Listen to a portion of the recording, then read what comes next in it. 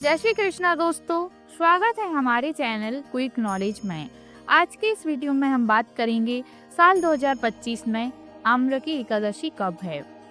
सनातन धर्म में एकादशी व्रत का बड़ा महत्व है। हर माह के शुक्ल पक्ष और कृष्ण पक्ष की एकादशी तिथि को व्रत रखा जाता है और जगत के पालनहार श्री हरि विष्णु की पूजा अर्चना की जाती है।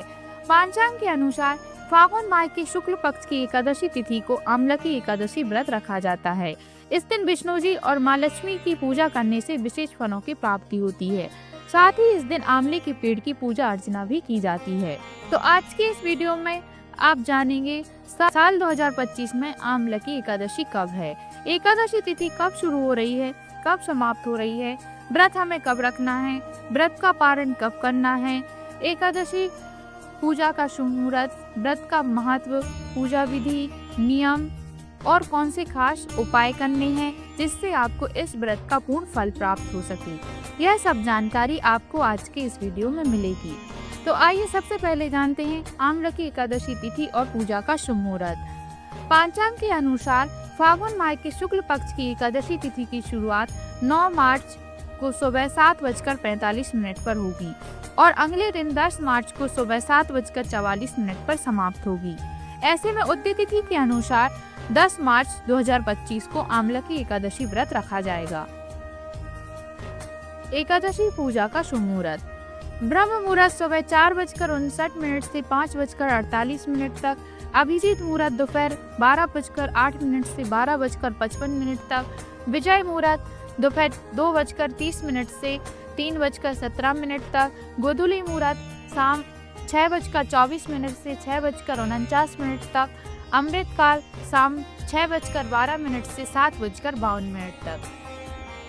आम्रकी एकादशी व्रत का पारण 11 मार्च मंगलवार को किया जाएगा। व्रत पारण का शुभ मुहूर्त सुबह 6:35 से सुबह 8:13 तक रहेगा। पारण तिथि के दिन द्वादशी समाप्त होने का समय सुबह 8:13 है। आम्रकी एकादशी व्रत का महत्व। पौराणिक मान्यताओं के अनुसार इस दिन भगवान शिव माता पार्वती से विवाह के बाद पहली बार काशी पधारे थे। उनके आगमन पर भक्तों ने गुलाल, अबीर और रंगों से उनका स्वागत किया। तभी से काशी में इस दिन बाबा विश्वनाथ की पूजा और रंग उत्सव का आयोजन होता है। इस दिन भगवान विष्णु और आंवले के वृक्ष की पूजा करने का भी विशेष महत्व है। ऐसा करने से सभी पापों का नाश होता है, सुख समृद्धि की प्राप्ति होती है और मोक्ष की भी प्राप्ति होती है। आइए अब जानते हैं आम्रकी एकादशी व्रत एवं पूजन विधि। प्रातः काल जल्दी उठकर पवित्र स्नान करें और व्रत का संकल्प लें। भगवान विष्णु और शिव की आराधना करने का निश्चय करें। भगवान विष्णु और शिव पार्वती की प्रतिमा को गंगा जल से स्नान कराएं। चंदन, फूल, धूप, दीप, अक्षत और निवेद अर्पित करें। गुलाल और अबीर अर्पित करें, जिससे यह पर्व और भी शुभ माना जाता है। भगवान को तुलसी पात्र अर्पित करें। विष्णु सहस्त्र नाम या शिव मंत्रों का जाप करें। इस दिन रात्रि जागरण करना बहुत ही शुभ माना जाता है। भगवान शिव और विष्णु के भजन कीर्तन करें। अगले दिन प्रातः स्नान कर भगवान का पूजन करें। ब्राह्मणों और जरूरतमंदों को दान दक्षिणा दें। फिर उचित समय पर व्रत का पारण करें। आइए अब जानते हैं आम्रकी एकादशी व्रत के दिन आप कौन से खास उपाय कर सकते हैं।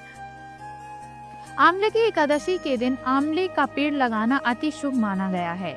मान्यता है कि इससे जीवन में सकारात्मक ऊर्जा का संचार होता है और रोजाना आंवले के पेड़ पर जल चढ़ाने से और पूजा करने से धन संपन्नता बनी रहती है। आम्रकी एकादशी के दिन आंवला का दान करना शुभ माना गया है। इस दिन किसी मंदिर में या जरूरतमंद को आंवला दान कर सकते हैं।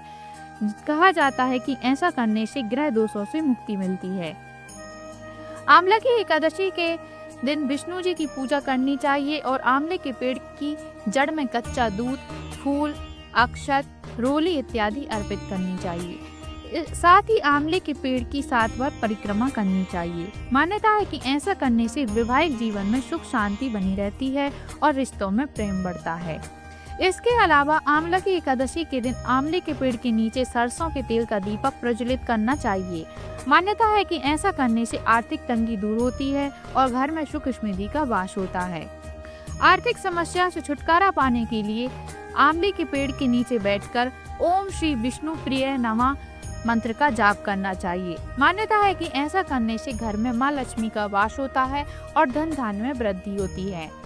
आंवले की एकादशी के दिन 2 आंवले के जोड़ों को भगवान विष्णु के चरणों में पूजा के दौरान अर्पित करने से वैवाहिक जीवन का क्लेश दूर होता है और पति पत्नी के बीच आपसी संबंध मजबूत होते हैं, आपसी प्रेम बढ़ने लग जाता है। आइए अब जानते हैं आंवले की एकादशी पर हमें कौन से नियमों का पालन करना है। आंवले की एकादशी पर भगवान श्री हरि के साथ ही आंवले वृक्ष का पूजन भी जरूर करें। साथ ही आंवले से बनी चीजों का सेवन भी करें, लेकिन भूलकर भी मांस, मंदिरा, प्याज, लहसुन, मसूर की दाल और चावल का सेवन ना करें। आंवले की एकादशी पर भगवान विष्णु की पूजा में उन्हें तुलसी के पत्ते जरूर चढ़ाएं, लेकिन एकादशी के दिन तुलसी के पत्ते तोड़ने से बचें। आप पूजा के लिए पहले से ही तुलसी के पत्ते तोड़ लें। एकादशी व्रत रखने वाले व्रतधारियों को मन में किसी के प्रति भी बुरे ख्याल या विचार नहीं लाने चाहिए। साथ ही व्रत के दौरान वाद विवाद और क्रोध भावना से भी दूर रहें। आंवले की एकादशी के दिन बाल या नाखून आदि काटने से बचें। जो लोग एकादशी का व्रत रखते हैं उन्हें इस दिन नहाते समय शैम्पू या साबुन का उपयोग न करते हुए सिर्फ सादे पानी से स्नान करना चाहिए। आंवले की एकादशी के दिन अगर आप किसी भी चीज का दान करते हैं तो वैकुंठ धाम की प्राप्ति होती है। तो ऐसे में आइए जानते हैं आपको इस दिन किन चीजों का दान करना है। आंवला भगवान विष्णु को बहुत प्रिय है। आंवला की एकादशी भगवान विष्णु को समर्पित है, इसलिए इस दिन आंवला दान करने से भगवान विष्णु प्रसन्न होते हैं। मान्यता है कि आंवले के पेड़ में भगवान विष्णु और माता लक्ष्मी का वास होता है, इसलिए इस दिन आंवले की पूजा करने से और दान करने से पुण्य मिलता है। आंवले की एकादशी का व्रत करने से 1000 गोदान के फल के बराबर पुण्य प्राप्त होता है। आंवले की एकादशी के दिन काले तिल का दान करना बहुत ही शुभ माना जाता है। इस एकादशी के दिन काले तिल का दान पितरों को शांति प्रदान करता है और पितृ दोष से मुक्ति दिलाता है। काले तिल का दान करने से घर में सुख और समृद्धि आती है। मान्यता है कि जितने तिल दान किए जाते हैं उतने वर्षों तक व्यक्ति को वैकुंठ में सुख शांति मिलती है। आंवले की एकादशी के दिन अन्न दान करने से बहुत पुण्य मिलता है। ऐसा माना जाता है कि इस दिन दान करने से हजारों गांवों के दान के बराबर फल मिलता है। आंवले की एकादशी के दिन अन्न दान करने से आर्थिक समृद्धि बढ़ती है। आंवले की एकादशी के दिन अन्न दान करने से घर में सुख शांति बनी रहती है। इतना ही नहीं, आंवले की एकादशी के दिन अन्न दान करने से भाग्योदय हो सकता है। आंवले की एकादशी या रंगभरी एकादशी केवल एक व्रत नहीं बल्कि भक्तों के लिए एक महापर्व है। इस दिन व्रत, पूजन, भजन, कीर्तन और दान करने से जीवन में सुख शांति और समृद्धि आती है। काशी में इस दिन का विशेष महत्व है, जहाँ भगवान शिव और माता पार्वती के रंग उत्सव का भाव आयोजन किया जाता है। तो दोस्तों, आप भी इस पावन अवसर पर व्रत और पूजन कर भगवान शिव और विष्णु जी की कृपा प्राप्त करें। अगर आपको यह जानकारी अच्छी लगी हो तो वीडियो को लाइक करें, शेयर करें और हमारे चैनल को सब्सक्राइब करना ना भूलें। आशा करते हैं दोस्तों आपको हमारी जानकारी पसंद आई होगी। धन्यवाद।